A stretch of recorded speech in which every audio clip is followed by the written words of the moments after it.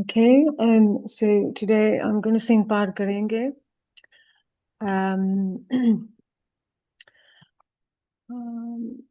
Just going to link this up. Thank you.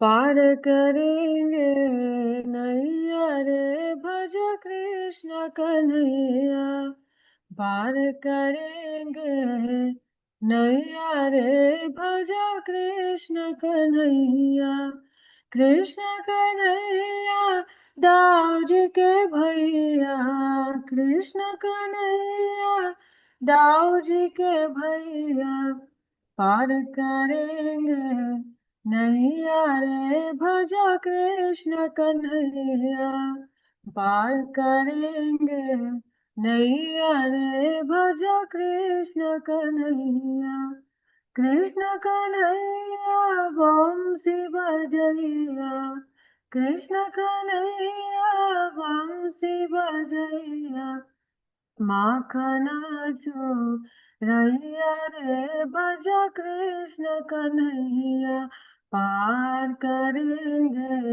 नैया रे भज कृष्ण कन्हैया, कृष्ण कन्हैया गिरिवर थैया, कृष्ण कन्हैया रास रचैया, पार करेंगे नैया रे भज कृष्ण कन्हैया, मित्र सुदामा तांदुल लाए, गले लगा प्रभु भोग लगाए, कहा कहा भैया रे भज कृष्ण कन्हैया, कहा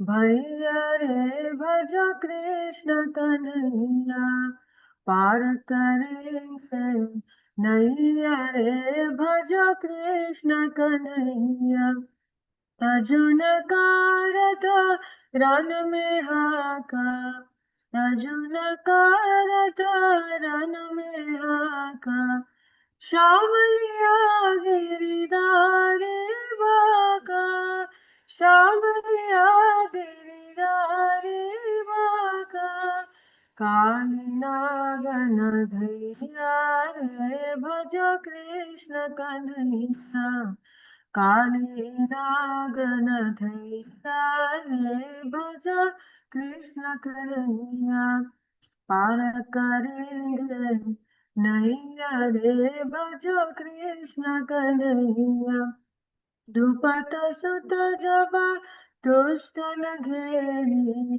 द्रुपद सुत जबा दुष्ट न घेरी, राखिला जनकी देरी, राखिला जनकी देरी, आगे चेर बधैया रे भज कृष्ण कन्हैया, आगे चेर बधैया रे भज कृष्ण कन्हैया, पार करेंगे नैया रे भज कृष्ण कन्हैया, पार करेंगे नैया रे भज कृष्ण कन्हैया, कृष्ण कन्हैया दाऊ जी के भैया, कृष्ण कन्हैया बंसी बजैया, कृष्ण कन्हैया रस रचैया, पार करेंगे नैया रे भज कृष्ण कन्हैया, कृष्ण कन्हैया कृष्ण कन्हैया, कृष्ण कन्हैया कृष्ण कन्हैया, कृष्ण कन्हैया कृष्ण कन्हैया, कृष्ण कन्हैया कृष्ण कन्हैया, हरे कृष्ण कृष्ण कृष्ण हरे हरे, हरे राम राम राम हरे हरे, हरे कृष्ण कृष्ण कृष्ण हरे हरे, हरे राम राम राम हरे हरे, हरे कृष्ण कृष्ण कृष्ण हरे हरे, हरे Ram Ram Ram Hare Hare. Hare Krishna Krishna Krishna Hare Hare, Hare Ram, Ram Ram Hare Hare. Hare Krishna Krishna Krishna Hare Hare, Hare Ram, Ram Ram Hare Hare. Jai Gaura Hari Bol, Hari Bol, Hari Bol, Nitai Gaura Hari Bol. Jaya Jaya Gurudev, Gurudev, Gurudev Jaya Jaya Gurudev, Jaya Jaya Prabhupada, Prabhupada, Prabhupada Jaya Jaya Prabhupada. Gaur Premanande Hari Hari Bol. Thank you.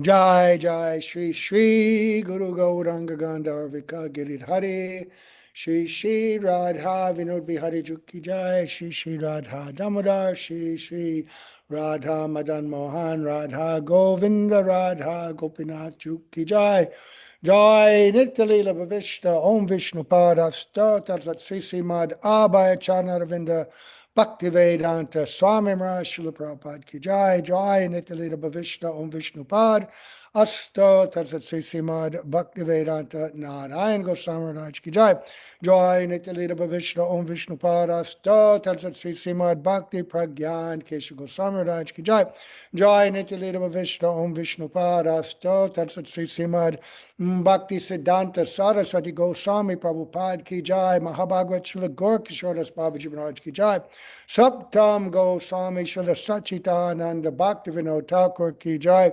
Vaishnava Sarvabhauma Srila Jagannathas Babaji Maharaj Ki Jai Gaudivedanta Charja Srila Baladev Vidyabhushan Prabhu Ki Jai Srila Vishwanath Chakravarti Thakur Ki Jai Shri Narottam Srinivas Shamananda Prabhu Traya Ki Jai Shri Krishna's Kaviraj Goswami Prabhu Ki Jai Shri Rup Shri Sanatan Bhatta Raghunath Shri Jiva Gopal Bhatta Das Raghunath Sad Goswami Prabhu Ki Jai Shri Sarup Damodar Roy Ramananda Adi Gaura Parsha Vindi Ki Jai Namacharya Shahadas Thakur Ki Jai Prem Se Kaho Shri Krishna Chaitanya Prabhu Nityananda Shri Advaita Gadadhar Shivas Adi Gaura Bhakta Vindi Ki Jai Shri Antadeep Mayapur Sri Mantradeep Godumadeep Madhudeep Koladeep Rudadeep Chandradeep Modadumadeep Rudadeep Amaka Shri Navadeep Tam Ki Jai Shri Shri Radha Krishna Gopa Gopi Govardhan Dvara Sunatmaka Shri Bhaj Mandal Ki Jai Shri Mahabandrivan Bandiravan Beovan Lohavan Mahavan Madhavan Talavan Kamudavan Bahulavan Vrindavana Kandiravan Kamyavan Dvarasa Atmaka Shri Bhaj Mandal Ki Jai Shama Kunda Radha Kunda Jamuna Ganga Tulasi Bhakti Devi Ki Jai Vrindavaneshwari Vishabhanu Nandini Srimati Radharani Ki Jai Lalita Vishaka Aryasta Saki Vindi Ki Jai Shri Rupa Manjari Rati Manjari Ari Manjari Vindi Ki Jai Purnamasi Devi Ki Jai Vrinda-devi Ki Jai Gopi Sar Mahadev Ki Jai Shri Jagannath Baladev Subhadra Sudarshan Chakraju Ki Jai Bhakta Vigdavinath Srina Singha Bhagavan Ki Jai Bhakta Raj Shri Prahlad Maharaj Ki Jai Shri Harinam Prabhu Ki Jai Shri Bhuvana Mangala Harinama Sankirtan Ki Jai Brihat Mridanga Ki Jai Shri Bhaj Mandal Parikram Ki Jai Urja Vrat Ki Jai Niyam Seva Ki Jai Ananta Koti Vaishnav Vrinda Ki Jai Nitai Gaur Premanande Hari Hari Hari Hari Bo Hari Bol, Hare Krishna. Homa Jnanatimirandasya Jnananjana Shalakaya Chakshurmilitam Yena Tasmai Shri Guruve Namaha. Nama Om Vishnu Padaya Radhikaya Priyatmani Shri Srimad Bhakti Vedanta Narayana Iti Namini Namaste Saraswati Nama Om Vishnu Padaya Krishna Prastaya Bhutale Shri Srimad Bhakti Vedanta Swami Iti Namine Namaste Saraswati Deve Gauravani Pracharini Nirvishesha Shunyavadi Prasachate Shutarine Jai Shri Krishna Chaitanya Prabhu Nityananda Shri Advaita Gadadhar Shivasadi Gaura Bhakta Vrinda Hare Krishna Krishna Krishna Hare Hare Hare Rama Rama Rama Hare Hare Dandavat Pranam Welcome everyone to this 25th day of our Zoom Parikrama. Firstly, I'd like to offer my unlimited Dandavat Pranams onto the lotus feet of my spiritual master, Shri Srimad Bhaktivedanta Siddhanti Guru Maharaj, onto our entire Rupanuga Guru Varga, onto all our assembled devotees, especially onto the lotus feet of Srimad Bhaktivedanta Tirani Maharaj, Bhaktivedanta Vaikanas Maharaj, and Bhaktivedanta Shuddhadevi Maharaj. Dandavat Pranams Maharaj, Dandavat Pranams to all the Vaishnavas and Vaishnavis. Welcome to our day 25 of Zoom Parikrama. We have a really jam-packed program today and really looking forward to all these beautiful places we're going to be going through. Some of them Dig, Bhojana-thali, Vyomasura's cave, to name but a few. I'll head over in the interest of time to Sripad Tirani Maharaj, who will start off now for us. Maharaj, the floor is yours. Thank you, Jonathan. Thank you, Jonathan. Guruvaya Gaurachandraya Radhikaya Tadavaya Krishnaya Krishna Bhaktaya Tada Bhaktaya Namo Namaha. I'm first of all offering millions of Dandavat Pranams unto the lotus feet of my most beloved Gurudev, Nitya Lila Pravishta Om Asto Tarasara Shishimad, Srila Bhaktivedanta Narayan Goswami Maharaj, and the same again millions of times unto the lotus feet of our most beloved, Nitya Lila Pravishta Om Asto Tarasara Shishimad, Srila Bhaktivedanta Swami Srila Prabhupada, and all our divine Rupanuga Varga, and all the Vaishnava and Vaishnavi devotees of the Lord, my Dandavat Pranams unto all of you. Vancha kalpatarubhyascha, kripa sindhuvevacha, patitanam pavanibhyo, Vaishnavebhyo, namo namaha. So yes, today we have a long day, beautiful day, ecstatic day, and we're starting our first place, stopping, coming from Giridhari Gaudiya Math, will be Dig. Dig is in the western southern corner of Braj Mandal. Dig today is in Rajasthan. So we've crossed over the states into Rajasthan. Yes, you can open this map and you can see where the cursor is on Dig. So just beside to the right of the cursor is Giridhari Gaudiya Math. Yes, that's Govardhan, is right there. So traditionally, when Nanda Baba moved with all his cows and all his family members from Gokul, they crossed over the Jamuna and they came to Chatikara, was the first place they stayed. Chatikara means circle of wagons. That's what the name means, Chatikara. And they camped there. When you've got millions of cows, you camp for a long time to, in order to feed them all, etc. So they travel slowly. I explained the other day that Braj means to move about.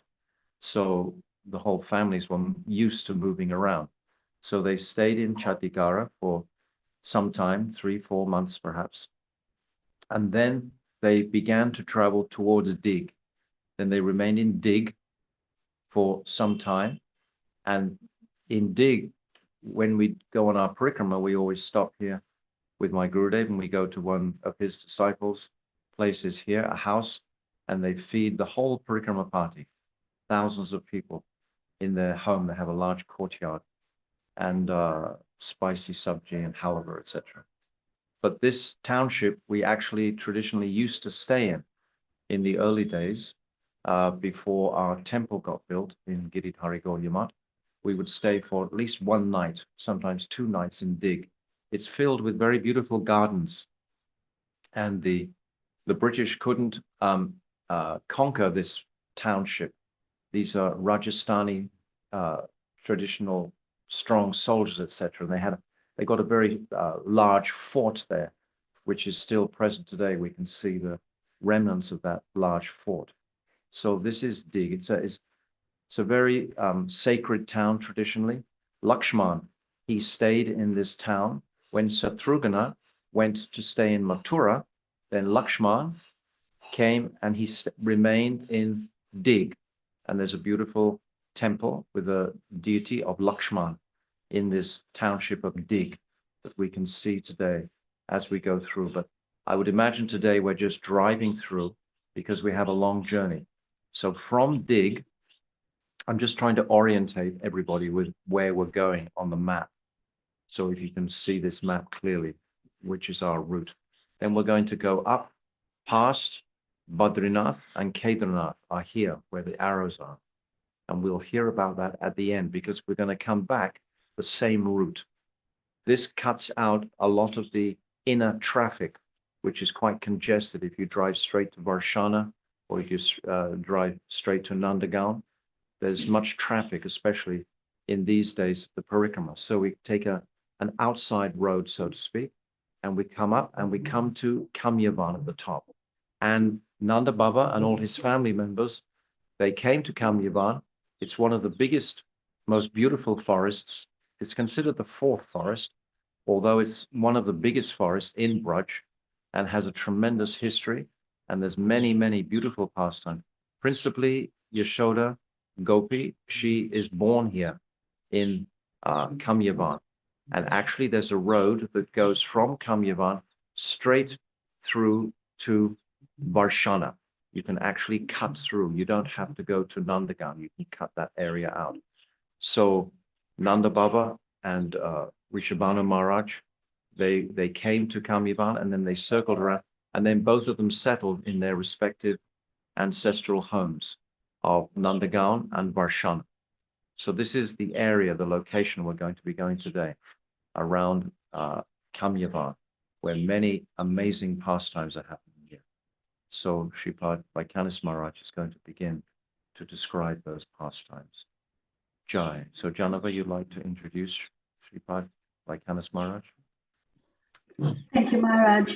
Yes, so Sripad Vaikanis Maharaj will now take us through Bhojana-thali, the slide, Vyomasura's cave, amongst a few other things, Baladev's footprint, and I think, can hand over to you, Maharaj. Okay. Jnana-timirandasya Jnananjana Shalakaya Chakshu Militan Jena Tasmai Shri Gurave Namaha Gurave Gaurachandraya Radhikaya Tadalaye Krishnaya Krishna Bhaktaya Tad Bhaktaya Namo Namaha Yam Pravajantam Manapita Apita Krityam Rapaino Viraha Katara Ajuhava Puteti Tan Maitaya Taravo Binedus Tam Savabhutam Hridayam Munimanatosmi Narayanam Namaskritya Naram Chaiva Narottamam Devim Saraswatam Vyasam Tato Jayamudirayat Bhaktya Vihina Parada Lakshay Kiptashtakamari Tarangamadye Kripa Maitram Sharanam Prapanna Vrinde Namaste Charanarvindam Tavevasmi Najivami Tvayavina Iti Vigyaya Radhe Tram Nayanam Charanandike Vancha kalpatarubhascha kripa sindhubhya evacha patitanam pavanebhyo Vaishnavebhyo namo namaha. So, I always begin by offering our most humble obeisance under the lotus feet of our beloved Gurus, unto Sri Guru Pada Padma Nityalila Bhavishta Om Vishnu Pad, Asto Tarsat Sri Srimad Abhaya Charnaravinda Bhaktivedanta Swami Maharaj Srila Prabhupada, and Sri Guru Pada Padma Nityalila Bhavishta Om Vishnu Pad, Asto Tarsat Sri Srimad Bhaktivedanta Narayan Goswami Maharaj, under our exalted Rupanuga Guru Varga, and all these Sambhu Vaishnavas and Vaishnavis. So when we go on the parikram, we always go to the Bhojana-thali place first, even though in the Leela, first they do the incident with Vyomasura, and then they go there and have lunch. But we always first go to this Bhojana-thali. And again, like many places in Vrindavan, it has evolved in how it appears. It used to be very simple, actually. Just this little spot on the side of the hill where you could just walk up, everybody all together, and look and see these depressions as if they were carved and polished, right? There's pictures in the Parikram book, beautiful pictures of what it looks like. But now, they've erected this whole roof around it and sides and everything, and we used to be able to all get there, and even if you couldn't get right in there, you could hover around the edges of the hill and look down. But now it's very difficult and very crowded to get in there. But this is where Krishna, Balaram, and their cowherd boyfriends would come and have lunch. And like many places in Vrindavan, the ecstasy of that experience for the land of Vrindavan, these plate depressions, they would just melt into the ground.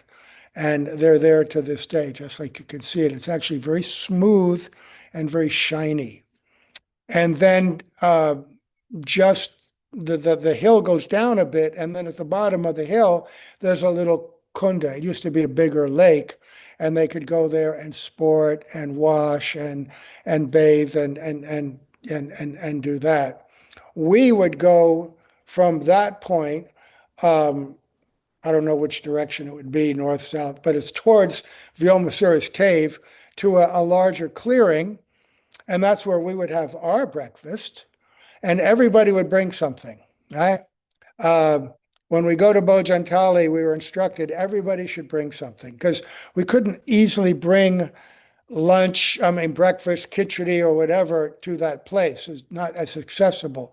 So everybody would bring something, some fruits, usually Parle G's, some biscuits and different things. Whatever people would bring, they would offer at Bhojana-thali, and then we would go take our lunch at this cleared out area and have the katha, right? And so it's very nice, and it's, again, it's not particularly developed, and it's very peaceful, very quiet, and very nice place for sitting, taking prasad, for having Hari Katha.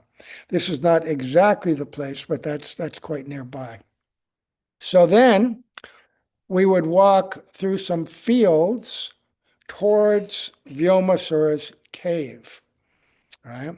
And on the way, we would pass this little Carana-pahadi, this little shrine, which has a footprint in it. And that footprint is the footprint of Lord Baladev. And that is going to be because during the fight between Vyomasura and Krishna, the earth was becoming so disturbed. I mean, Vyomasura is a massive demon. And Krishna, they were fighting, and the earth was trembling like an earthquake. So Baladev placed his lotus foot on that spot, and the earth was steadied. And it's not a big shrine, very small. Again, not many people can get there at one time.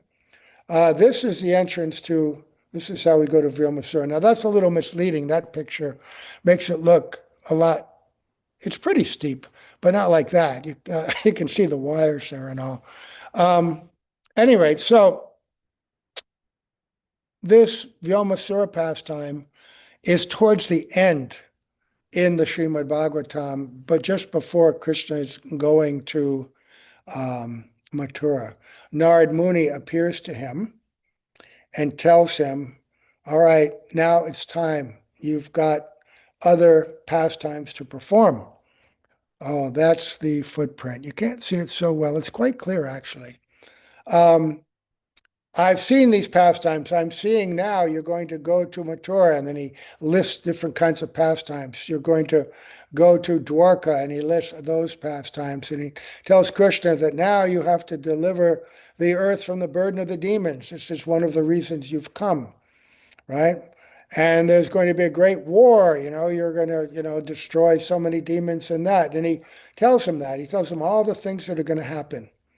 He says, now, my Lord, it's time to leave, right? And then the next day, at least according to Bhagavatam, sometimes the pastimes in the Bhagavatam are not completely linear because Shukadeva Goswami is speaking according oftentimes to his moods, his bhavs. And so one pastime might be more connected emotionally to another, but it may not be connected chronologically. Gopal Champu has them chronologically. Jiva Goswami has adjusted.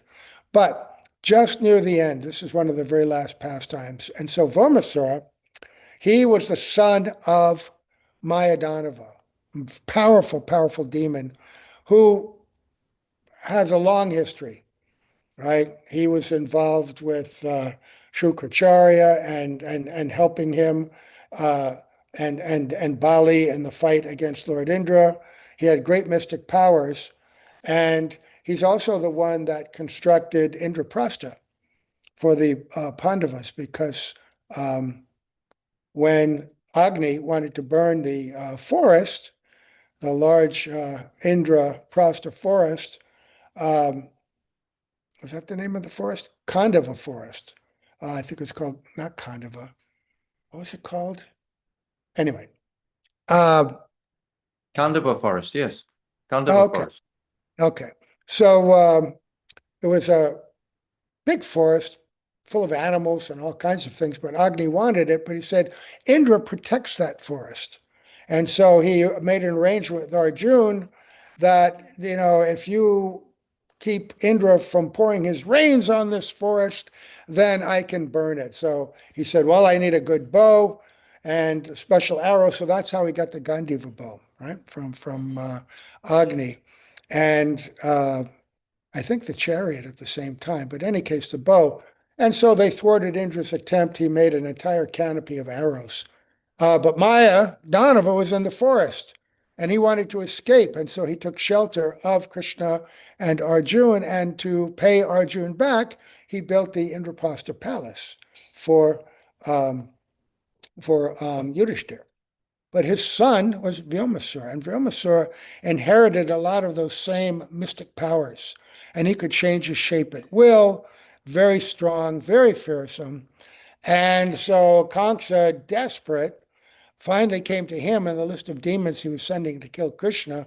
And so Vyomasura came because one day they were there in that area. It's a wonderful area for cows to graze, and they were grazing and sporting, and they were playing one of their games, one of their cops and robbers games, right? Where some boys played sheep and other boys played thieves and other boys played cops, right? And so the boys that were playing sheep would be stolen by the thief. And so Vyomasura took the shape of a cowherd boy, pretending to be a thief. He was a thief. And group by group, he began to snatch all these cowherd boys and take them away into this hill, into this very large cave that was in the hill at that time. And he would put them in, and then he would seal the entrance with a large rock. And gradually, he accumulated almost all the cowherd boys. Right? Krishna recognized him for the demon that he was, and a great fight ensued. And the fight was Krishna likes a fight. And so, bigger the demon, the greater the fight. Krishna becomes very happy by these fights, right? So it must be that Vyomasura was a great bhakta, right? Because he made Krishna happy, right? Oops, no, because we heard earlier, right? The idea of bhakti, we heard this earlier in the pastime, has to be a favorable mood. It can't just be that it makes Krishna happy. That's ativyapti, that's overextension of the definition, right? And it can't be that if you do something and Krishna doesn't like it, it may also be bhakti, right? So the idea that Krishna's happy, that defines bhakti. In that case, like Mother Jashoda, he certainly didn't like it, right? Avyapti, underextension. It's the mood in the heart of the devotee that really determines whether this is bhakti or not, for the benefit of Krishna and with a favorable mood. So Vyomasura and Krishna having a great, great fight. Finally, Krishna just grabs him around by the arms and just smashes him to the ground and kills him, right? To the astonishment and joy of all the witnessing demigods, to the dismay of the demons. And then he goes to that cave, smashes the rock to the entrance, and he lets all his friends out. And This cave is on the side of the hill. You've got to crawl up this really narrow path. It's not easy. And generally, it's full of thorns. There's a lot of thorn trees on the side of that hill. Remember? We need to go up there and go, oh, ow, ow, ow. You're in your bare feet, sharp rocks, thorns everywhere. And then once you're up there, you've got to shimmy your way down, legs first, pushing on your butt. It's not easy to get up and down that hill. And then we walk from there down the road and into a little path up to this other little hill. And what is that called? That's called there's a Pila, what is it? Pila Shani. I have Pichala Shila, the stone slide on Indrasena Hill. That's what it's called. That hill, Maharaj, that we had to climb up very ruggedly. It has a full set of steps. You haven't been for a while. They've got steps all the way up now. It's really easy to actually get to the cave. Yeah, everybody's getting soft now. You had to be really tough in my day if you wanted to go see it. Yeah, all the way to the top. So then on this hill, this slide, it's this big, long, stone, smooth slide, and there's a great picture in the Parikram book.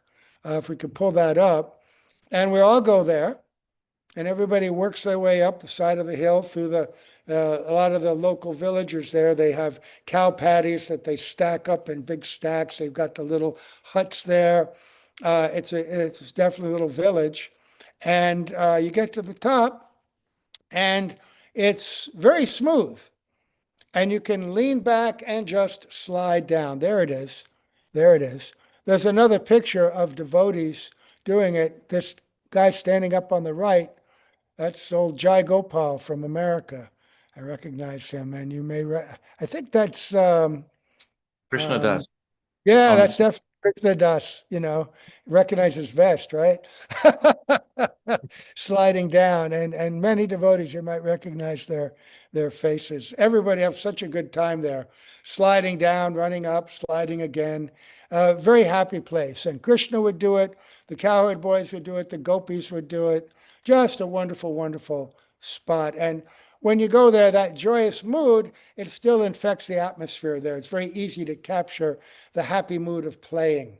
Right? This is wonderful part of Parikram, right? Look at the smile on their faces. All the devotees have such beaming smiles, right?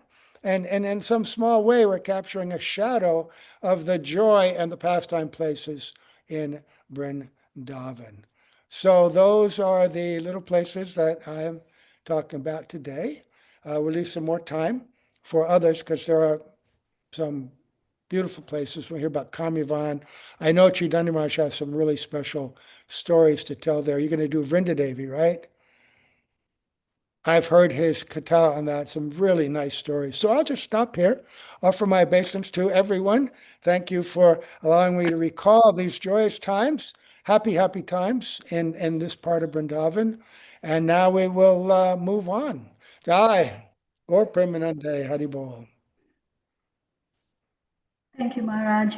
Yes, it is a very beautiful place, and it does bring so much joy just to go down that slide. The simple things that bring out the joy of the parikrama and of Vrindavan. So thank you for that. Chaitanya Maharaj will now talk to us on Vrinda-devi, right? Maharaj? Yes.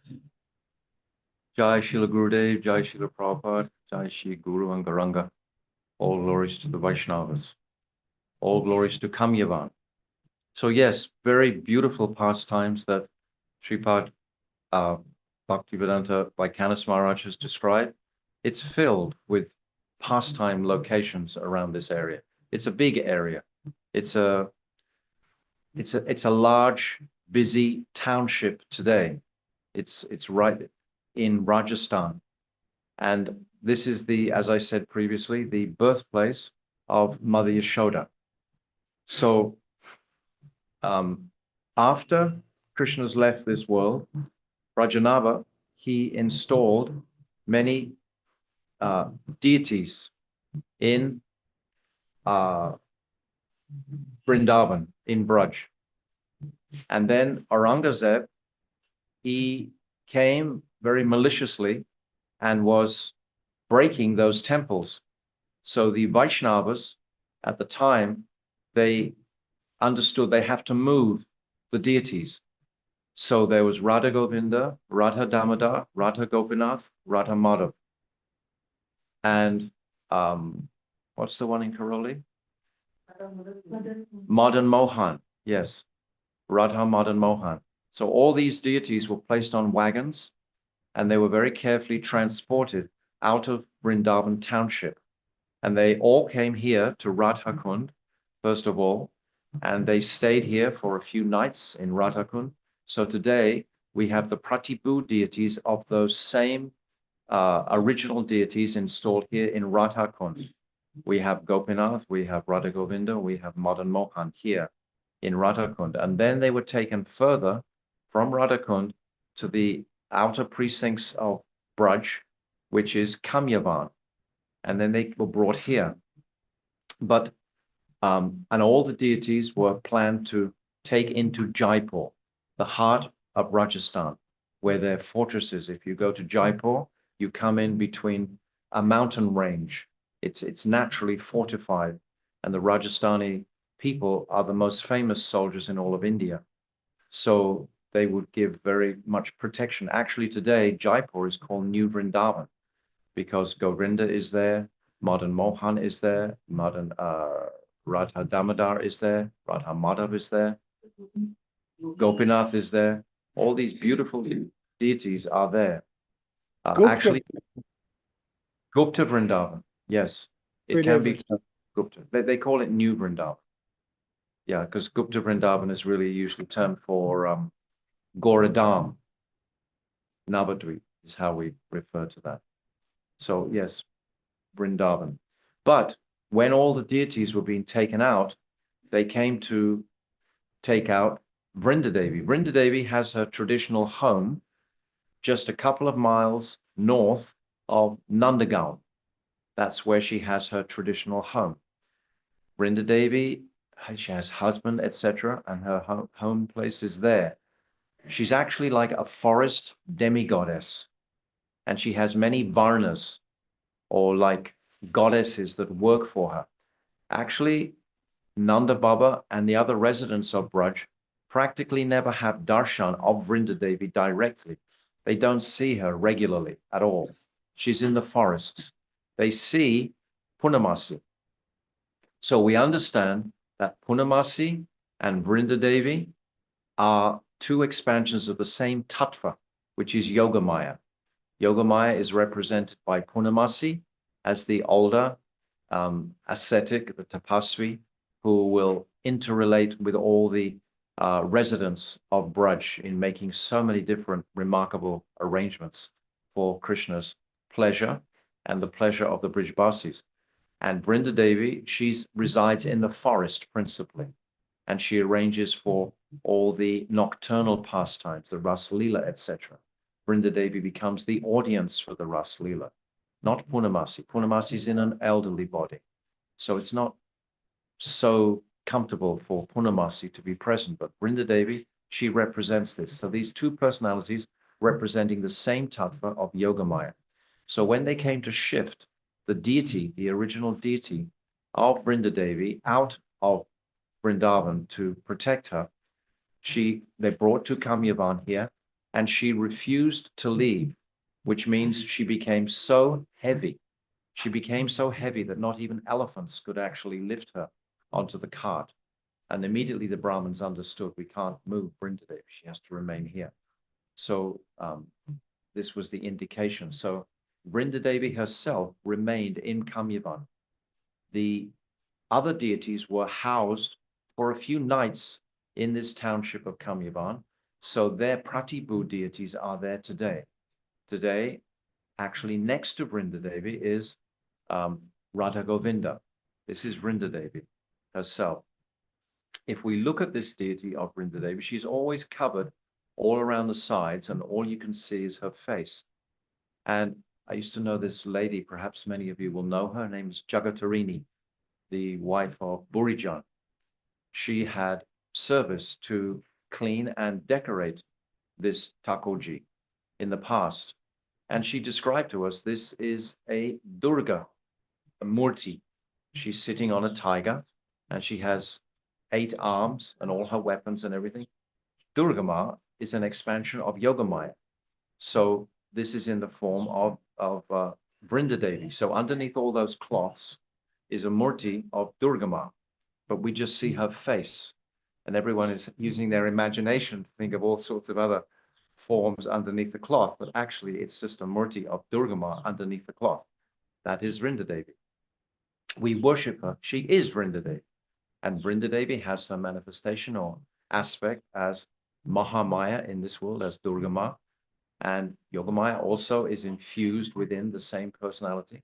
So this is all Yogamaya.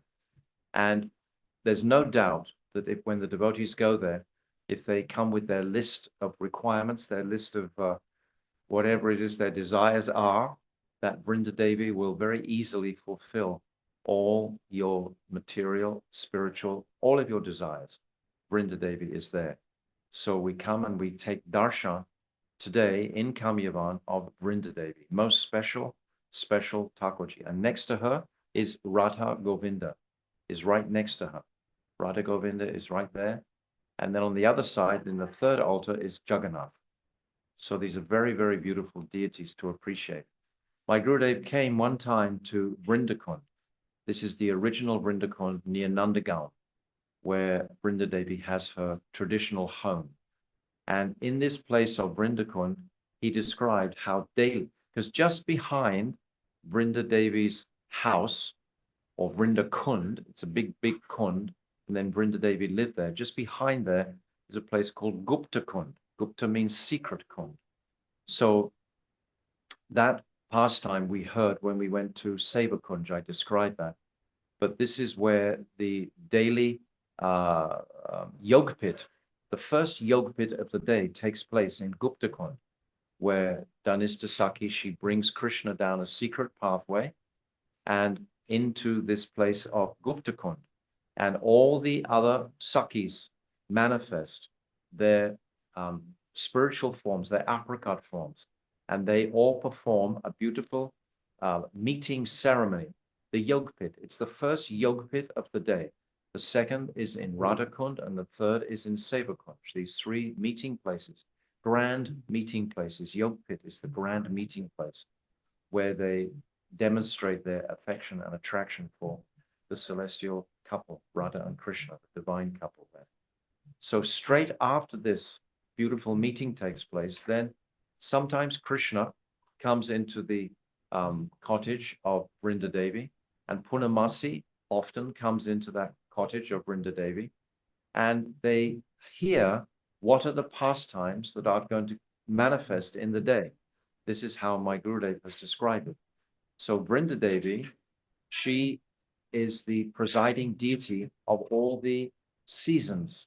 So all the Lakshmis, all the seasonal goddesses, the 6 seasons of Vrindavan, they all appear in their Lakshmi forms, and they all request where should they go for the day.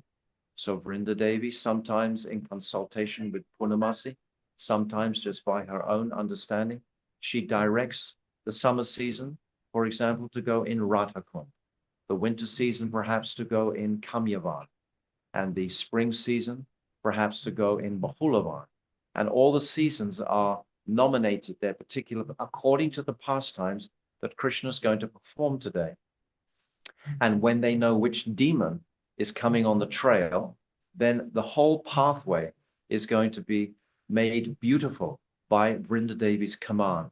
Vrinda-devi has millions of parrots that are there today. We see these beautiful larakeets, they call them in the Western world, these green, beautiful parrots. So there's many, many parrots residing in the trees there today.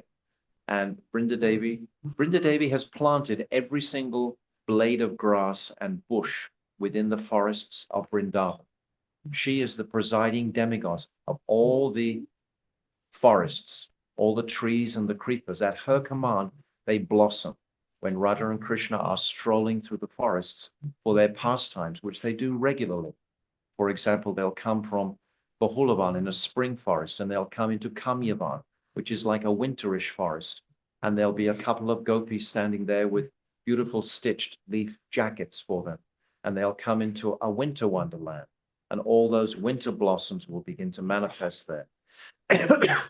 So Vrinda-devi, she's orchestrating this splendor of her land of Vrindavan, all for the satisfaction and happiness of Radha and Krishna's pastimes. All is being performed by Vrinda. Vrinda-devi and Yogamaya, as I said, are the same tattva. So Vrinda-devi can manifest anything. For example, sometimes Krishna becomes delayed in reaching the rendezvous to meet Radhika for their abhisar in the evening. And Vrinda-devi will send a chariot, a flowered chariot, for Krishna to come from Nandagaon directly to the abhisar location, or where a Ras Lila is going to be performed. And she'll directly bring Krishna there immediately. Also, she has the potency to expand the dham when it's necessary, or to shrink the dham, so to speak, when it's necessary. It depends on how the pastimes are unfolding. Sometimes Krishna has to be in a hurry somewhere, and immediately she'll shrink the dham. And if there's no need for that, then it'll be expanded. So the dham contracts and expands itself according to Vrinda-devi. We heard the other day the beautiful pastime at Dangati. So Vrinda-devi is there, proclaimed the queen of Vrindavan. And Krishna is saying that he's the husband of the queen of Vrindavan. And the gopis just laugh at him. They have no knowledge or remembrance of Krishna ever marrying the queen. Actually, Vrinda-devi gives her queenship to Radhika as the queen of Vrindavan.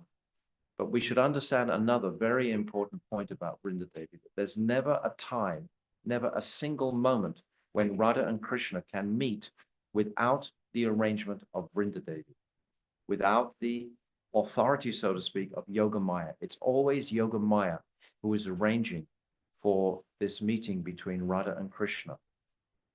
So in every instance, if we read through the Govinda Lilamrita, for example, or the Krishna Bhavanamrita, or these beautiful pastime descriptions of Braj, we'll see that in every instance, Vrinda-devi is making all these wonderful arrangements. And once they meet, then she will be walking with the divine couple through the various forests, and she'll be ordering the various trees and creepers to blossom under her order.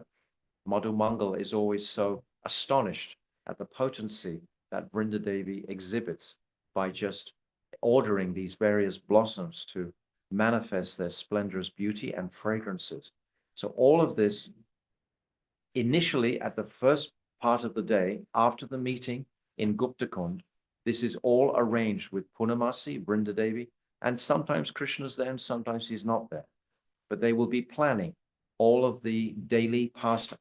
These pastimes are utterly remarkable, that they're so phenomenal. So there has to be some arrangement to bring out the greatest splendor of these pastimes. So that is all nourished by the love and affection of Vrinda-devi and Punamasi collectively. They're arranging these wonderful pastimes for Radha and Krishna to maximize their time together, because of course there's so much separation. There's 12 hours of the day practically when Radha and Krishna are not allowed to have any intimate association. There's only 12 hours. Half the day is when it's full meeting, where there's no elders about. So during those separation periods is when, of course, the height of the anticipation of their meeting is being inspired. Therefore, the meetings will be so much more ecstatic because of that separation mood. So this is all orchestrated by the coming and goings of the demons, etc., of these different personalities that come into Braj, all for the pastimes of Radha and Krishna. So this is We've come to Vrinda-devi, we're taking shelter of her, and we're remembering deeply how prominent she has in our own lives as sadhaks. We said the other day, our tulsi mala are made of tulsi. This is Vrinda-devi. Our kanti mala, our neck beads, that is also, we cannot actually reach Krishna also without Tulsi Devi. Just as Radha and Krishna don't meet without Vrinda, we also can't meet without the service to Vrinda-devi. My Gurudev has always said that there are three principal Mahabhagavats always residing in Vrindavan. That is Jamuna-devi, Giriraj Govardhan, and Vrinda-devi. These three personalities, we should dedicatedly try to render some service to these three divine personalities. They are an integral part of Krishna's Leelas. So many Leelas are on the back of Govardhan. So many Leelas are in the waters of Yamuna. And all the Leelas with Radha and Krishna are manifesting around Vrinda-devi. As I said earlier, especially the Ras Leela, Vrinda-devi, she will appear as the audience. When the Ras Leela is going on, someone has to clap, someone has to demonstrate appreciation. If there's no appreciation demonstrated, it's a little flat, that they're performing an amazing exhibition. They carry these batons, or sometimes they're scarves that they're waving simultaneously all together, like flags, in their incredible dancing styles and techniques and so on that they perform. And Vrinda-devi is always there, clapping and appreciating the beauty and splendor of the Rasa. Vrinda-devi will arrange for the picnics. She'll arrange for the dresses after they've bathed in the Jamuna. She'll arrange for everything. Everything has been arranged by Vrinda-devi. And Purnamasi, she's more in the village section, arranging for the Brajbasis to be distracted from coming to the places where the Rasa Leela is being performed, etc. And Purnamasi has so many other particular duties, but Vrinda-devi, she's very much there in the center of the pastimes between Radha and Krishna. So here we can remember all of these glories of Vrinda-devi's services to Radha, unlimited services to Radha and Krishna she performs daily. And it starts from here, from her home in Nandagam. So we've come to Kamyavan, and we see that wonderful, splendorous personality is there in her original form. That's her original form. She manifested in the form of Durgama. This is how she was worshipped. Today, in Vrinda-kunda itself, there's a very beautiful temple being manifested. Originally, it was in ISKCON hands, but now it's no longer under ISKCON control, because one Baba, Madhava Baba, he donated it to ISKCON. But then the controlling governors or whatever of UP decided that actually it was never Madhava Baba's place anyway to begin with. So they took it back again. So ISKCON stopped their donations and so on to that place, although they put the road in for the tourist buses to come. But Vrinda-kunda today is a very, very beautiful place, has a huge kund, and you can see a beautiful new deity has been installed there in a beautiful temple. So we can remember Vrinda-devi in Nandagam simultaneously. So Vrinda-devi ki jai, Kamyavan ki jai, Anantakoti Vaishnava Vrinda ki jai, Golf Premanande, Hari Hari Bol. Thank you, Maharaj. Thank you. That was beautiful. Just to listen to the beautiful splendor of Vrinda-devi. And of course, Braj is not Braj without the parrots, right? So yeah, thank you for explaining that beautifully. And also for reminding us what Srila Gurudev said of the three divine personalities, that's Yamuna-devi, Giriraj, and Vrinda-devi. Thank you, Maharaj. So now we hand over to Sripad Bhaktivedanta Shodadvaiti Maharaj, who's going to talk to us about Kamesvara Mahadeva, Vimala-kunda, and Adi-badrinatha. Maharaj, the floor. This one? Vanchakalpatarubhyasya kripasinubhya patitanam pavanyu vaishnavibhyo namo namah. So we just heard from the lotus mouth of Gandhi Maharaj about the glories of Vrinda-devi. When we come to that village of Kama or Kamyan, first usually we visit the temple of Vrinda-devi, and then we proceed to Kamesvara Mahadeva, and then on to Vimala-kunda. Usually that's the way we do. So, Kama, he refers to the gopis' love, which is considered to be transcendental calm in the sense that they have only one desire to please Krishna. Actually, the Bhagavatam says only the prema of the gopi is worthy of being called calm, because mundane calm is actually just selfishness, or whether concentrated or extended. Definition of calm is Atmendriya pritivansha taripoli calm. The desire to please one's own senses, that is called calm. And the desire to please Krishna's senses, Krishnandriya pritivansha taripoli prematha, the treasure of prema, the same desire but connected with Krishna's senses. If I want to gratify my senses, that is lust, calm. If I want to gratify Krishna's senses, that is prema. So they compare Kaviraj Goswami, like one is gold, one is iron, one is useless, one is running this whole world. When we said love makes the world go round, in a so-called romantic way, actually we mean lust makes the world go round. We say fall in love, and the expression actually means fall in lust, really. But the gopis' frame is completely different. They have no other agenda except pleasing Krishna. So actually, their only reason to exist is to please Krishna's transcendental senses. Therefore, their love is called calm. I raised my hand and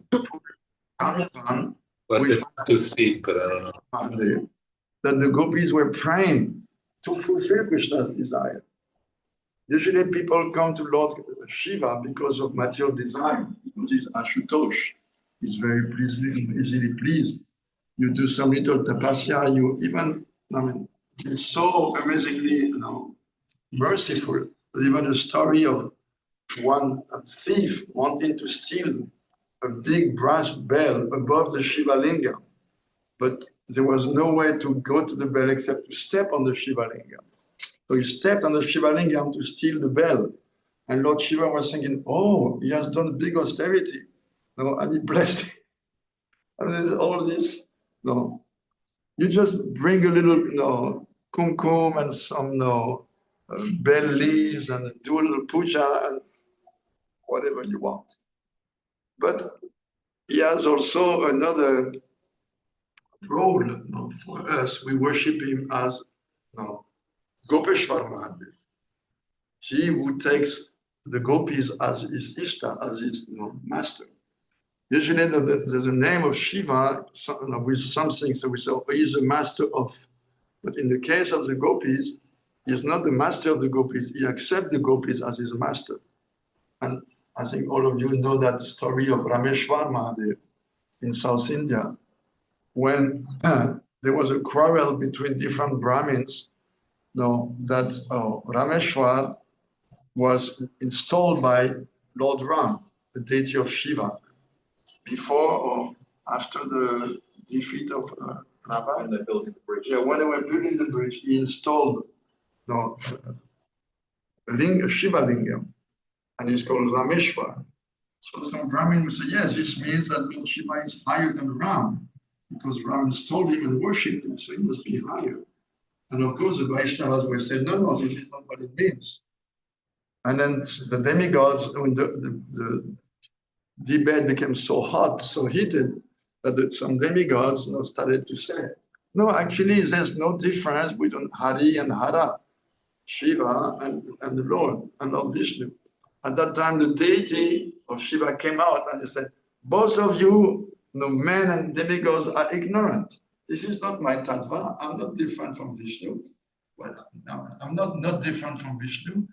Rameshwar means I have accepted Lord Ram as my Ishta, as my Lord. Why are you embarrassing me, comparing me to the Lord? Because Shiva, actually, all the expansion of the Lord, they have the Abhiman of being Krishna's servants. And if you remember in Adi-lila, Kaviraj Goswami explained that they derive much more pleasure in the Abhiman as servants as when they identify as the Lord. They are the Lord, without. But there is two aspects to that. They are the Lord because the expansion of the Lord, we're not polytheists, we don't worship many gods. But at the same time, they all identify as Krishnadas. And it says that they have much more pleasure. I mean, remember the story of Mahavishnu, who wanted to see the Krishna, therefore he kidnapped the sons of Sandipani Muni, Krishna's guru in Ujjain. Now, what is it? No. This is what God wants to see God. Yes, God as Mahavishnu wants to see God as Krishna to derive the pleasure of serving him and having his darshan. This is inconceivable, but what do you mean? This is different forms. Yes, but one candle at the beginning lights all the other candles. There's unlimited avatars. Krishna's too, Bhagavan Swayambhur, or the original form of God, that is Krishna. So many incarnations, but no.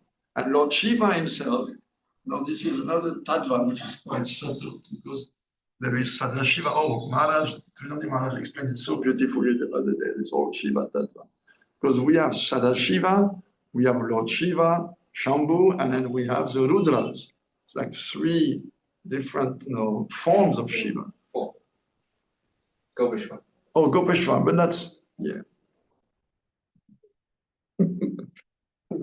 So Sadashiva is a form of the Lord, of Mahavishnu. And then you have Shiv, Shambhu, and this is where it gets a little, when you read the Brahma Samhita, you start to pull your sikha and try to understand what does that mean.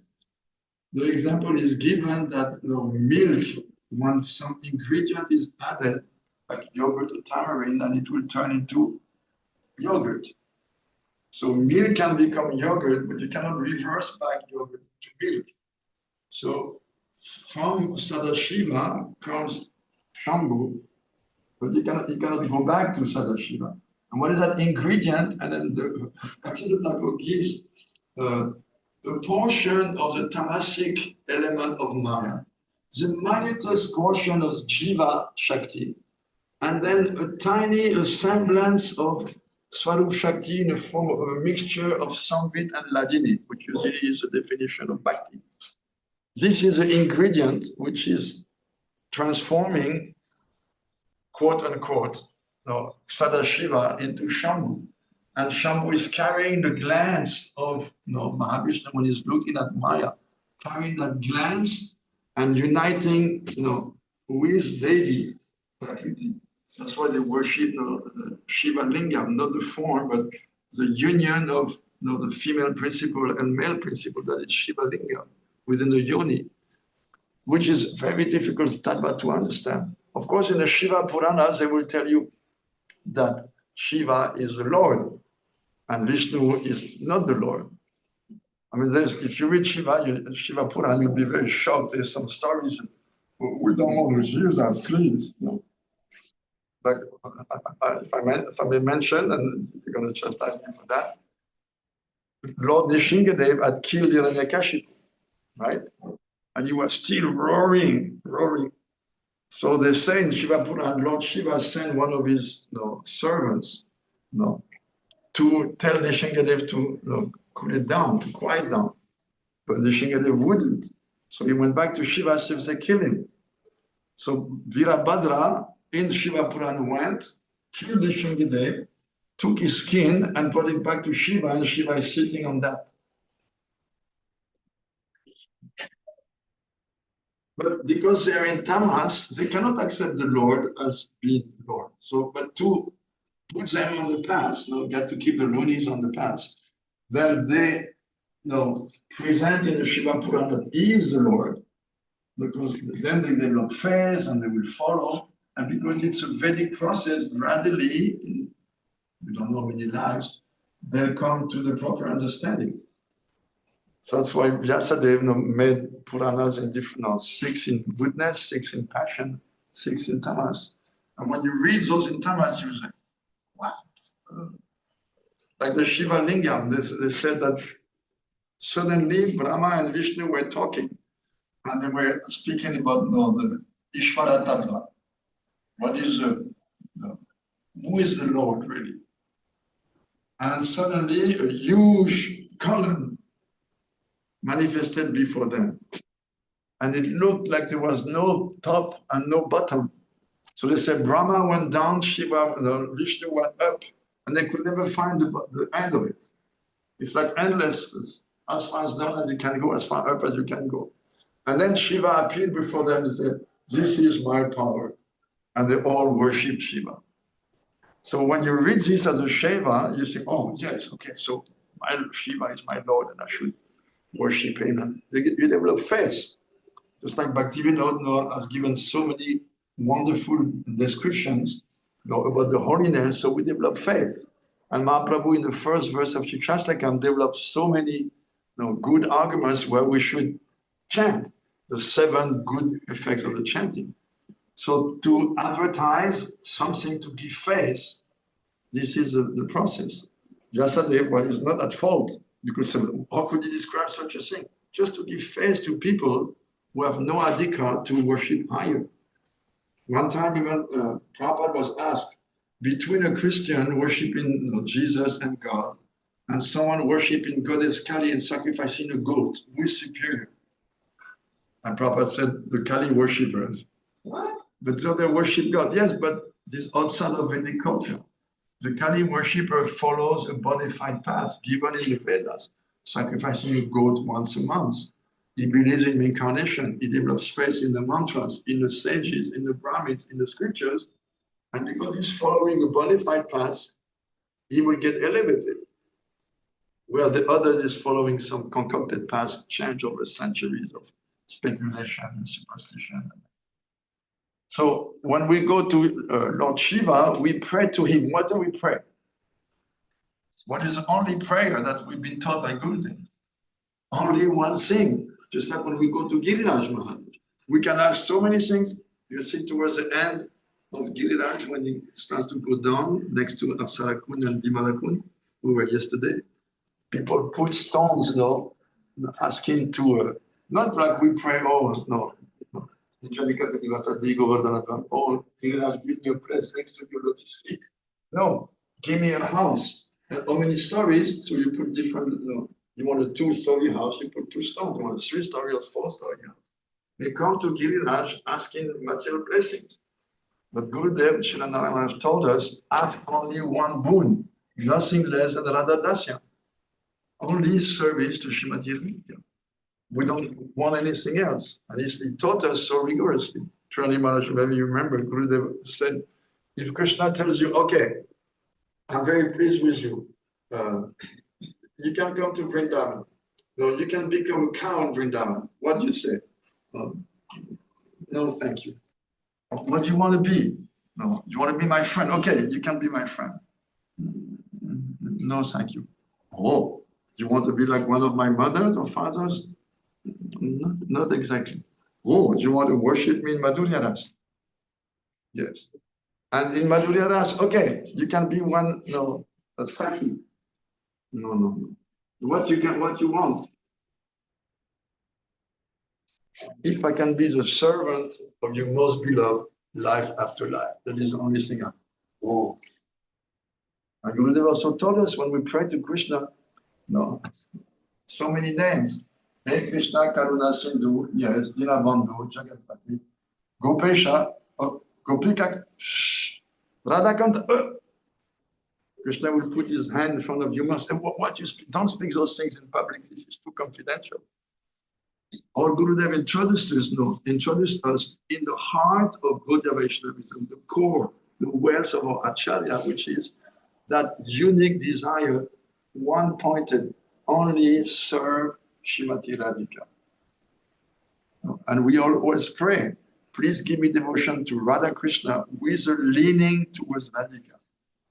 And Gurudev always taught us, we approach Krishna. This is the karma of the gopis. We approach Krishna because he is Radhika's beloved. You are my mistress, and because Krishna is your beloved, he's also my beloved. Not he is my beloved directly. Never. That is the Mancharism. No desire whatsoever to enjoy with Krishna. No, personally, they have no. That's their karma. Their karma is just to please him. No personal desire. No. Gurudev said one time, even Krishna, no, on the indication of Radhika, he embraced Rupa Manjari. He had caught her, and she just dropped at his feet and told him, "Don't you know I'm a Radha Dasi? Why do you treat me like that? Don't give me this lower pleasure. I'm so much more pleased when you and Radhika are together. My only desire, my higher pleasure is to make arrangements for you and her to be together. Don't give me this lower pleasure of embracing me or wanting to have love alliance with me. I want none of that." And that's why we are Rupa Nugas and not Ananga Nugas, because Ananga Nugas, she has a double passport of being a Saki and a Manjari. Therefore, we pray to her, "Oh, please let me serve Radhika under Rupa Manjari," but we cannot follow her path. She's a Nayika and she's a Manjari. That's all. She's the only one like that in our category. What is called in Varasaki? She's a Varasaki, yes, in Ganodesh, Ujjvala Nilamani or Ganod Varasaki. I think she's the only one in her category. She's at the same time a Manjari, maid servant of Radhika, assisting a gopi, one of the main Sakis. And at the same time, she has this capacity of being a Nayika, independent heroine, and Krishna can have love dynasty with her. We cannot do that. No, Srila Maharaj was speaking about Mirabai. Why are we not following her? Because she has not accepted the anugatya of the gopis. She was worshipping Krishna, but she said, "No, Miraki Prabhu Giribara Nagari Dushra Kinai." The master of Mira is the lifter of Govardhan Hill. I know no one else. So no anugatya.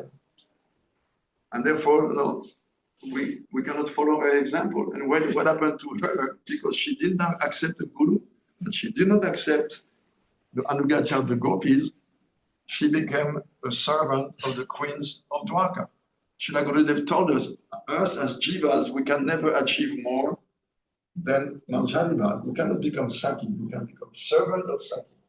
And we say only, when we say only, this is actually a very strange thing, because we're told that Manjaris enjoy even more than Srimati Radhika because of their Tadatmik Bhav. Whatever happens to her comes to them even more. But that's the ultimate fulfillment for a jiva.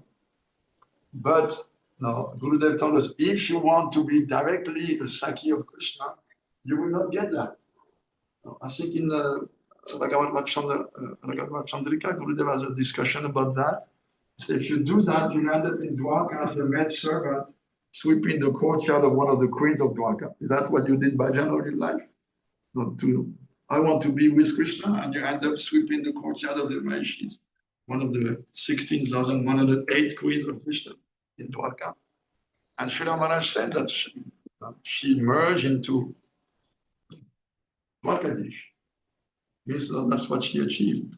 And so, by the way, this so-called meeting between her and Jiva Goswami, where he refused to meet her because he was a man, and she is supposed to have answered. Oh, actually, in Vrindavan, this is very strange. In Vrindavan, I thought there was only one male Krishna. Saraswati Thakur says this is bogus. This story is not true. This is invented. He never accepted that. So this her followers said, yes, she went and she met Jiva Goswami. She wanted to meet Jiva Goswami. He says, no, I cannot meet you. I'm a renunciant, you're a woman. Oh, I thought there was only one male in Vrindavan, which like shows like some. It's like derogatory to Goswami. Saraswati Thakur said this story is never. There's books circulating with so many things. All right, then after we visit Kamesvara Mahadeva, very respectfully, you will notice there's some very old deities of the Pandavas and Draupadi in the temple of Kamesvara Mahadeva. They used to be worshipped before, but the temple was not taken care of. Some thieves came. So now those deities are in a corner of the very ancient deities of Draupadi and the Pandavas. So once we come out of Kamesvara Mahadev's temple, after having begged for him, only one thing, give us devotion to Lotus feet of Radha Krishna with a leaning towards Radhika. We go down and then we cross through the small roads to Vimala-kunda. And on the way, we may go to the Pandava-kunda, or we may go directly to Vimala-kunda. Vimala means pure. Pure. Vimal, without any mal, any defect. So they say in Garga Samhita, in ancient times, there was a king called Vimala. And he had 6,000 queens. But none of his queens gave him any children. No, he worshipped Yagyavalkya Rishi. And by his blessings, he started to have children. So many beautiful princesses to birth from his queens. That's Vimala-kunda, yes. Vimala-kunda. So that king, we know that we mentioned the other day, during the Sharadya Purnimras, there were all kinds of gopis who came to Krishna, not only the Nitya Siddhas, but also the sadhakas who became gopis from different origins. Some of them were Rajakumaris who saw Lord Ram in Janakpur. Some were the rishis of Dandakaranya. Some were the personified Vedas. Some were daughters of who saw Matsya, snake Kanya. All those female, all those persons in female form, they all desired to have Krishna as their husband. They all did tapasya. And finally, when Krishna came, they all got the result of the tapasya. Now, if you think about it, the rishis, they did tapasya when? In Treta Yuga. Which Treta Yuga? Everyone thinks this Treta Yuga. But in Laghu Bhagavatamrita, Rupa Goswami says, no, Treta Yuga of 4 cycles before. It means 16, they waited 16 million years. And we do like this for 40, 50 years. Oh, where is my son? They waited 16 million years to get the result of their desire. How long did Kubja wait? Same thing. Kubja is formerly Suparnaka, the sister of Ravan. At the same time, during the Treta Yuga of that same 16 million years ago, 4 cycles. Not 2.5 million or 3 million years ago. No. Long time. That's why Gurudev sometimes he would say, if you do it good, if you play properly, in 6-7 lives, you can be with Krishna. And sometimes you say, oh, if you get your soul after thousands of births, oh, you are fortunate. He would say both. Remember? And I never knew what to make of it. What does it mean to play it properly? It means if you're such a stalwart devotee, then you can make it quickly. Otherwise, it may take a little longer if you take the easy path or something, roundabout path. So when we come to Vimala-kunda, we see that the same thing which happened. This king who had daughters, they wanted to be, they wanted Krishna as their husband. And it is said that who they were girls, women of Janakpur. Some of them became gopis directly. And some women of Janakpur, where Sita was married to Lord Ram, when they saw the beauty of Lord Ram, they desired to have a conjugal relationship. And they took birth as his daughters. And then the King Vimala is sent one messenger with a letter inviting Krishna. Please come. He was living in Sindh, which is not in Pakistan. Most of it is in Pakistan, not Sindh. So he wrote a letter to Krishna, please come and marry all my daughters. And on the way, the messenger met Bhishma. And Bhishma sent him to Vrindavan where Krishna was at that time. Krishna received the letter, he agreed. he went to Sind. What is it? The place is Champak Nagari. No? And there he married all the princesses and he brought them back in Kamyavan, in that place. No? And they, no. So that's one of the reasons why this place is called Vimala-kunda, from the king Vimala. There's another story that it is said during Chaturmasya, usually all the tirthas, they come in Vrindavan to give the result of pious activities to everyone. But one year, it is said that the king of all tirthas, Tirtharaj Prayag, did not come. The Pushkar of Tirtharaj. What was that? Maybe Pushkar, not because both are called Prayag and Pushkar, both of them are called Tirtharaj, king of Tirtharaj. So one year, Pushkar didn't come. And then Krishna was thinking about him, and Yogamaya's arrangement, suddenly there was big current which manifested, and a very beautiful Kishori, very pure, beautiful girl manifested. And Krishna was very pleased with her pure love, and they had beautiful pastimes together. And Krishna gave her a blessing. From now on, you will be called as Vimala-devi, and you will be the deity of that place. So that's another reason why that place is called Vimala-kunda, because of that Vimala-devi. And there is a temple of Vimala-devi there, among different temples. So many temples around. It is said that so many sages over the centuries, rishis, maharishis, came there to do tapasya and get, because it's in Kamyavan, and therefore whatever you desire, whatever purpose you have when you do your austerity, it will be fulfilled best in Kamyavan. And this place, especially Vimala-kunda, if you based in that place, all your material desires or spiritual desires can be fulfilled. Gurudev says you can easily get gopi praying if you take bath there and pray for them with that mood. So that's also so many episodes of the Mahabharata, they happen next to that thing. Well, for instance, what was it? When the 5 Pandavas were residing in Kamyavan, they were also residing there. And the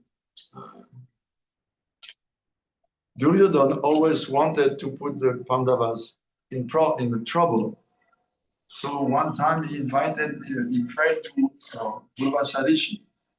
And he said, Yudhishthira is my older brother, and right now he's living in Kamyavan. So please, he's inviting you for prasad. But you should come after midday, because he knew Draupadi had the pot, which could cook for a limited number of people, this most delectable food. But once she would eat herself and clean the pot, that was it. So he knew by that time they would have eaten.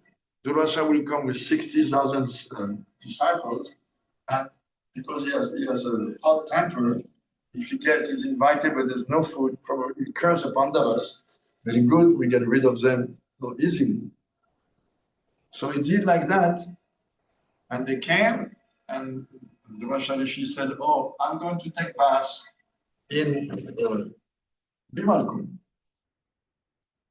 And then when Draupadi was thinking what to do, he said, 60,000 persons and the rishi, and I've eaten and I've cleaned the pot. What to do? So she started to call her only friend. Krishna used to call her Saki. She has a very special relationship. She's born from the fire. Now, Draupadi is a very special person.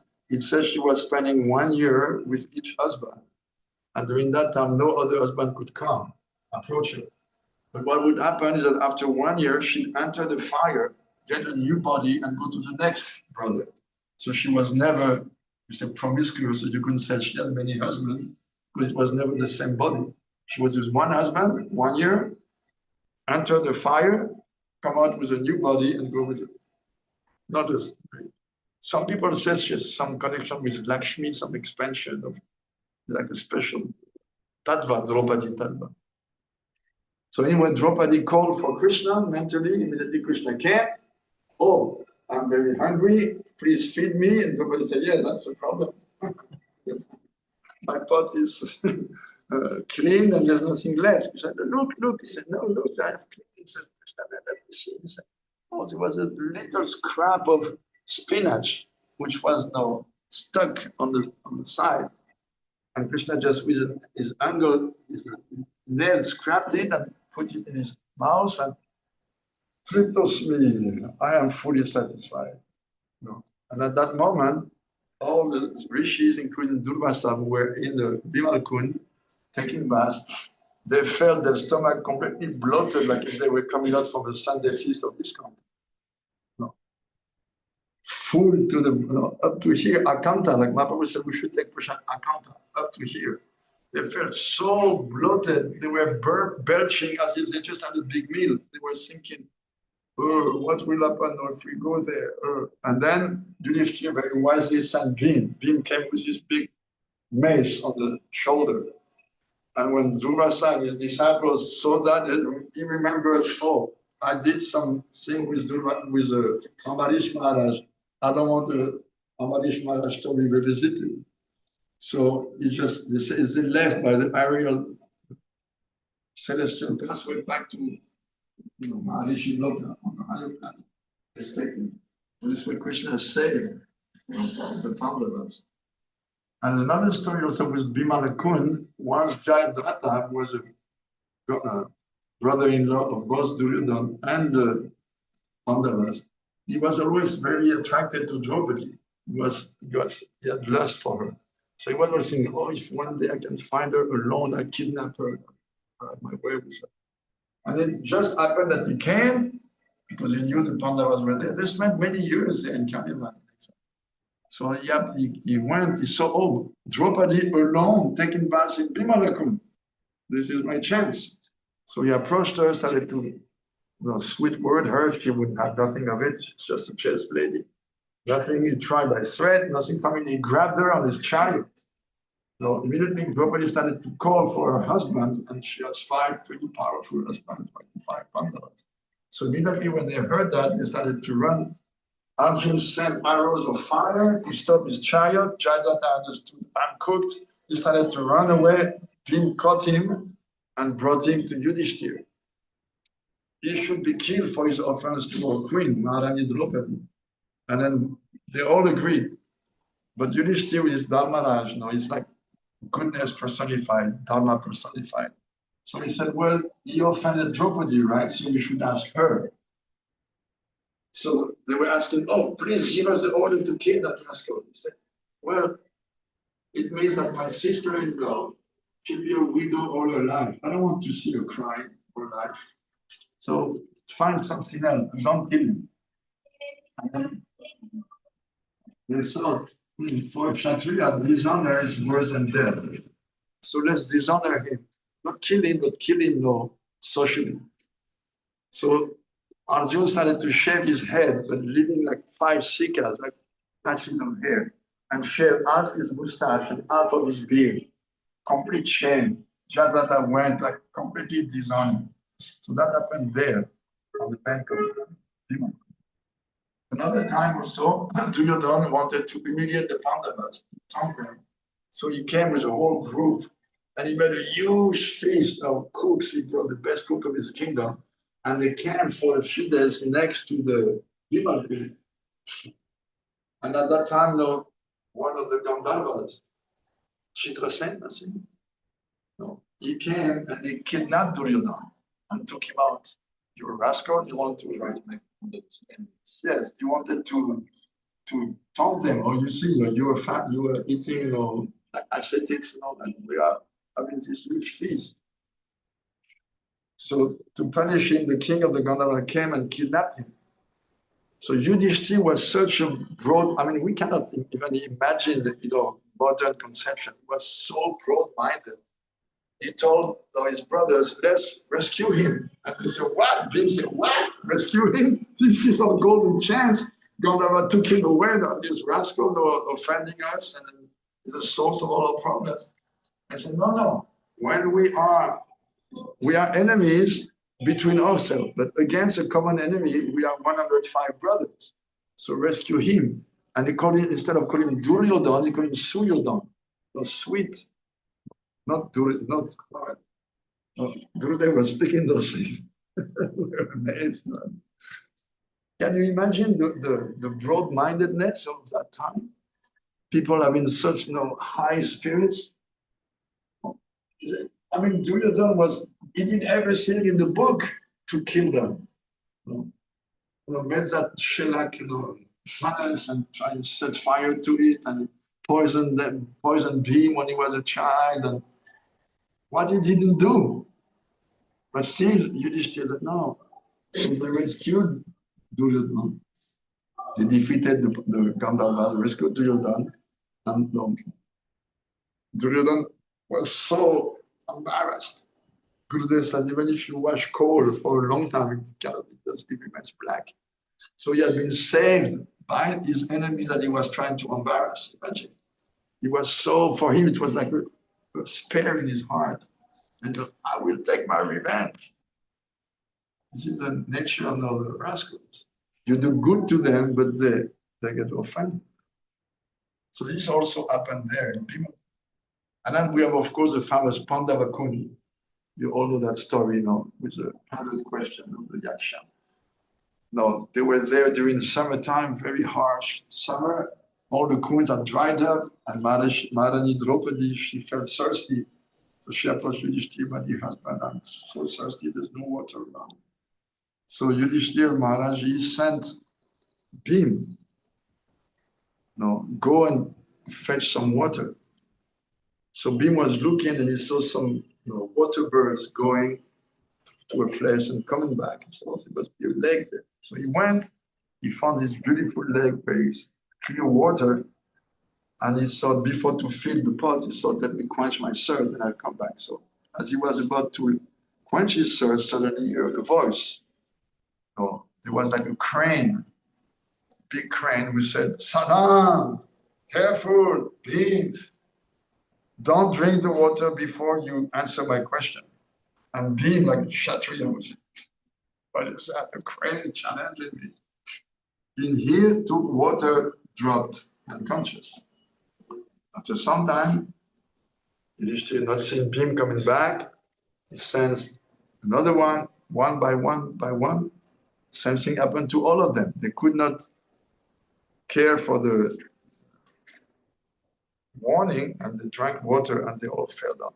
Finally, Yudhishthira came himself, and he saw his four brothers apparently dead on the ground. And he was also very thirsty, so he was about to drink. Sadam, Yudhishthira, if you don't want to be the same fate than your brother, you'd better answer my questions. He asked him 100 questions, and very patiently, Yudhishthira Maharaj answered all of them. So many questions were there, and 4 of them, they are the most important. The most important, the most famous of one is Kim Ascharya. What is the most amazing thing? And Yudhishthira was such a learned, dharmic person, he could answer every question perfectly. Kim Ascharya. Ahani, Hani Bhutani, Gachanti Yamanayam, Kshishakshavapichanti, Kim Ascharya Yatapara. Every day, so many souls go to Yama, leave their body, Ramnam Satya. But all those who survive are all thinking this happens to others, that will never happen to me. If we stop, we think, yes, of course, one day I will die. But that's just if we stop to think about it. But we never think about it like that. We just go on with our life. He said, there's nothing more amazing than that. And another famous question was, what is the past? Kapanta. The truth about Dharma is very secret. It's like hidden in the cave. Which cave? The cave of the heart of the Mahajans. There's 12 authorities, universal authorities on spiritual matters. We have to follow their path, because you cannot establish the truth, Tarka Apratishta, by logic. Logic cannot establish the truth, not by hearing so many commentaries, so many lectures, studying. I forgot the verses in Sanskrit. But if you follow the path of the Mahajan, then you should. That is the path to follow. Another one was, who is happy? No. Oh, one who lives in his own house, and that is a happy person. On the spiritual platform, nowhere exists for his own house. We are foreigners, we are like refugees. But one who has come to Brahma-bhuta, the spiritual platform, is established in itself. He really knows he is happy. Or one who has no debt, one who has liquidated his debt, or one who eats simple, those persons are happy. And then what is the news? What is the sum total about the news? And Saraswati Thakur was fond of quoting that. He said, this whole world is like a huge frying pan, and the jivas are being fried. And with the ladle of the days and night, time with the cook is frying them in the pan. And the sun is burning through the days and nights considered to be the fuel. This is the sum total of all the news. There's no other news than that. All the rest is like circumstantial. This is the essence. All the jiva are being fried in a frying pan of the material world, and time is a cook. And the day and nights are the fire. That is the sum total. So many questions were asked by and then the yaksha revealed himself. Some people say that right from the beginning he showed his form. In Guru's time we used to be here. He was a crane, a big crane, and then finally, when Yudhishthira answered all the questions, he manifests his form, revealed himself in his human form. And he said, I'm so pleased with you, you've answered all the questions perfectly, please ask a boon. So Maharaj Yudhishthira said, oh, let Sahadev be revived. And the Yaksha said, Sahadev, but you're going to fight a war. You don't want Bhim or Arjun. You ask Sahadev which no. And Yudhishthira said, I've always tried to follow righteousness. My father had 2 wives. So if I'm alive, son of Kunti, one of the sons of Madri, my other father's wife, should be alive. Therefore, he's a son of Madri, this way there will be one son of each. And the Yaksha said, oh, Yudhishthira, you're so glorious in your behavior. Take back all your 4 brothers. The 4 brothers were revived, and then we know later on during the Pandava war, each one was there. Glorious moments. So this is some of the glories of Kamyavan. But we should remember this breath fulfills all the desires. So we should always have the same desire in mind. I just want to serve the lotus feet of Shrimati Radhika. That is my ultimate. It's like when we do every morning parikrama of Radhika. Those of us who have the good fortune live here. Then to every Goswami, Samadhi, every temple, every deity, every Tulsi plant, every Govardhan Shiva, we pray for the same thing. Please give me devotion, lotus feet of Radhika. One point, because that's what we've been taught. This is the words of our line. Do you remember Saraswati Thakur when he came here? That's an incident. No, I think everyone knows. The king of Bharatpur was doing parikram with his queen and one of the princess, your prince. So one disciple of Saraswati Thakur said, oh, look, they have so much devotion to Radhika. And he became very sober, said, actually, no. Because Radhika has a connection with Krishna, they have some respect for us, for her. We are the opposite. Because Krishna has a relationship with Radhika, we have some respect for him. And he said, if Radha and Krishna would have a prem kalaha, love quarrel, and they would separate, really separate for good, and the whole Gaudiya Sampradaya would turn their back to Krishna and just follow Radhika. Forget about the black fellow. We follow her. You mentioned that. Imagine the greatness of his Nishta, Radha Nishta, fully only this. This is the words of our life. This is what our gurus want to give us. This is their words, the words of our Sampradaya. And we don't want to jump like the Guru Turiwali, like Srila Maharaj called them, the Sahaja brothers who live here, they want directly to jump to direct seva without undergoing the whole process. Srila Maharaj said, we hate them. They want to sit on the head of our gurus. They want to sit on the head of Raghunath Das Goswami. No, he was doing his bhajan here for so many years, rolling on the ground of Radhakund, crying bitterly in separation, offering the tears of lamentation of his heart in the form of beautiful verses, Vilap Yasumanjali, Vilap, lamentation, heart crying. There's a rolling, crying bitter tears and separation.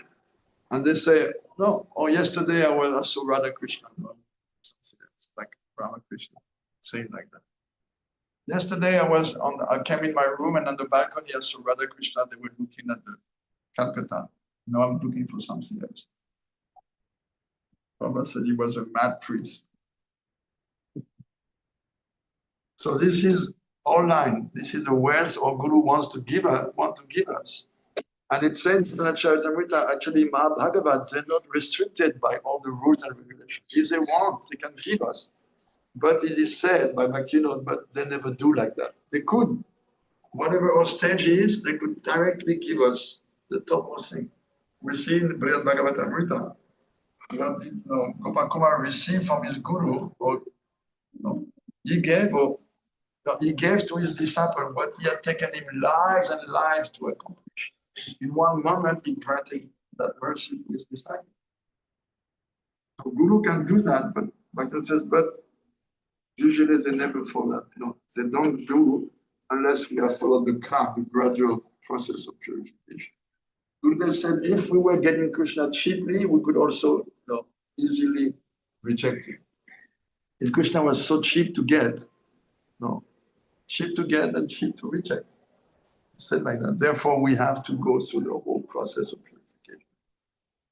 Then another place, which is we used to go very rarely with Gurudev, which is Adi-badrinatha.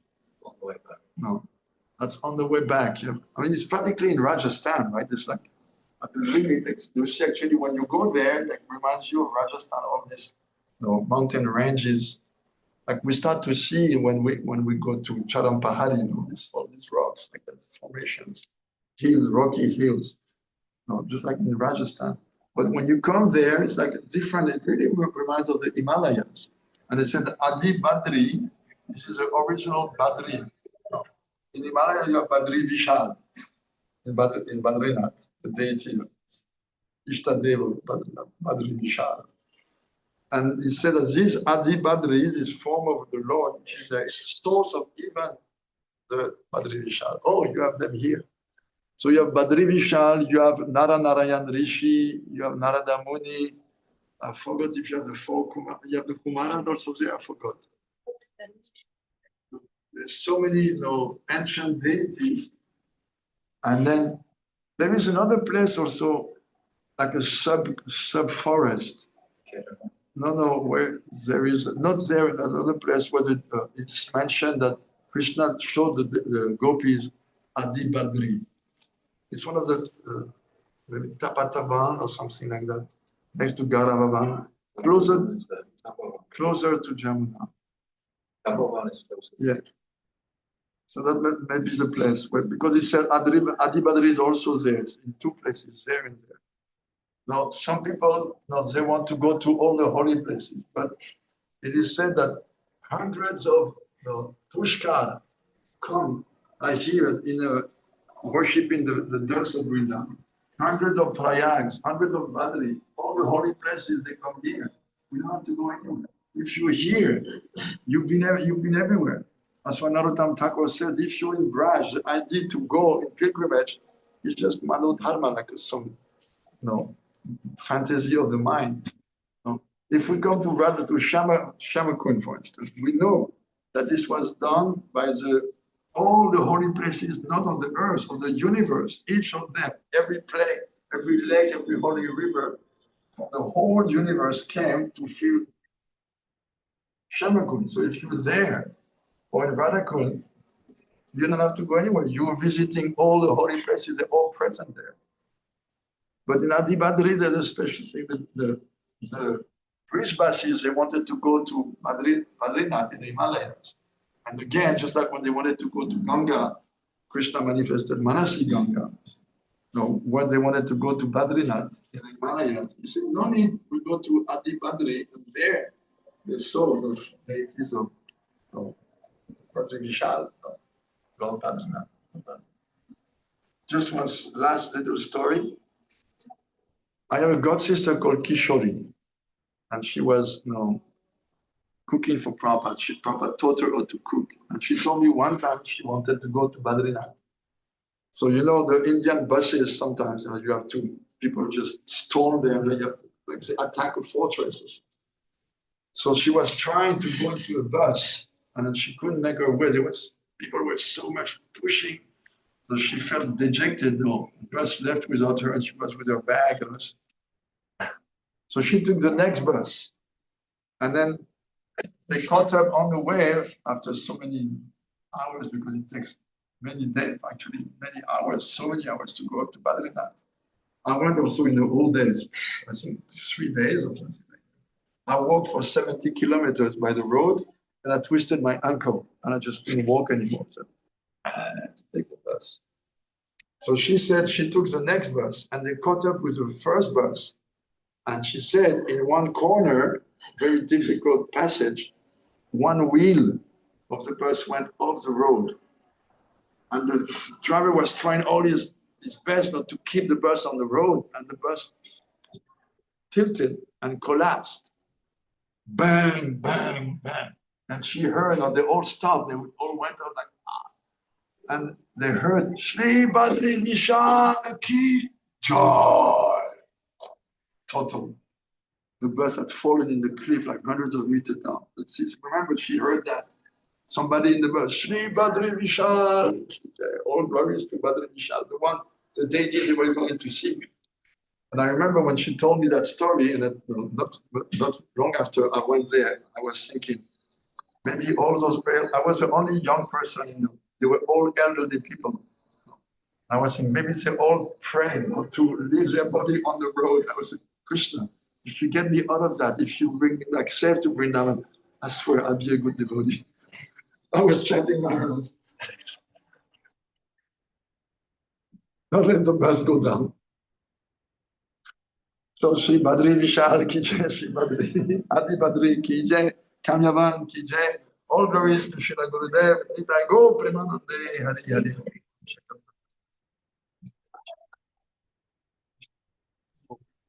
Hare Krishna. Thank you, Maharaj. Thank you. That was beautiful. Thank you for sharing all those beautiful pastimes with us and for explaining all of that. And of course, for reminding us of Srila Gurudev's words always. Thank you, Maharaj. Now hand over to Didi, who's going to do our closing kirtan. Taruni Didi.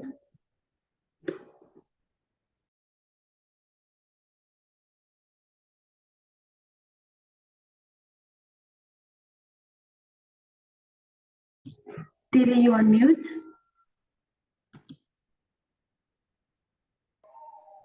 Hare Krishna, Dandava Pranam. Today we were going to sing the Vrinda-devi Ashtakam, which is page 324 in this book, Gangeya Champeya. Okay. Hare Krishna. Gangeya Champeya Tadi Vinindi Rochi Pravaha Snapitatma Brinde Bandhu Kavandhu Dyuti Divya Vaso Brinde Namaste Charanarabindam Bimba Daroti Tvaramandahasya Nasa Gramukta Jyoti Pitasya Vichitra Ratna Varana Shriyagye Vrinde Namaste Charanarabindam Sama Savaikunta Shri Romano Shri Krishnasya Vrindavanadanyadamni Gatadikare Vrishabhanuputya Vrinde Namaste Charanarabindam Tvadagyaya Pallava Pushpa Bringa Mrigadibirmadava Keli Kunja Madhadibirbanti Vibhushamana Vrinde Namaste Charanarabindam Tvadiyadyutena Nikunjayunor Atyuktayo Keli Vilasa Siddhi Tvatsobhagam Kena Viruchatam Tak Vrinde Namaste Charanarabindam Rasa Vilasho Vasatishcha Vrinda Vane Tvarishangri Saroja Seva Labhya Chapumsam Kripaya Taveva Vrinde Namaste Charanarabindam Tvam Kirtya Sesatva Tantra Vidir Lila Bidhana Kila Krishna Shakti Taveva Murtis Tulasi Viloke Vrinde Namaste Charanarabindam Bhaktya Vihina Aparana Lakshay Kshiptascha Kamaditarangamadi Kripa Maikam Sharanam Prapana Vrinde Namaste Charanarabindam Vrindashtakamya Shunayat Paterva Vrindavanadisha Padabja Bringa Saprapya Vrindavana Nityavasam Tat Prema Sevam Labhate Kritata Vrinde Namaste Charanarabindam Vrinde Namaste Charanarabindam Jaya Tosimana Hari Jaya Vrinda-devi Jaya Tosimana Hari Jaya Vrinda-devi Jaya Tosimana Hari Jaya Vrinda-devi Jaya Tosimana Hari Jaya Vrinda-devi Jaya Giriraja Jaya Govardhana Jaya Govardhana Jaya Vrindavana Jaya Giriraja Jaya Govardhana Jaya Govardhana Jaya Vrindavana Jaya Gurudeva Jaya Gurudeva Jaya Gurudeva Jaya Gurudeva Jaya Prabhupada Jaya Prabhupada Jaya Prabhupada Jaya Prabhupada Haribol Haribol Haribol Nitai Gaura Haribol Jai Shri Gaura Premanande Hari Haribol.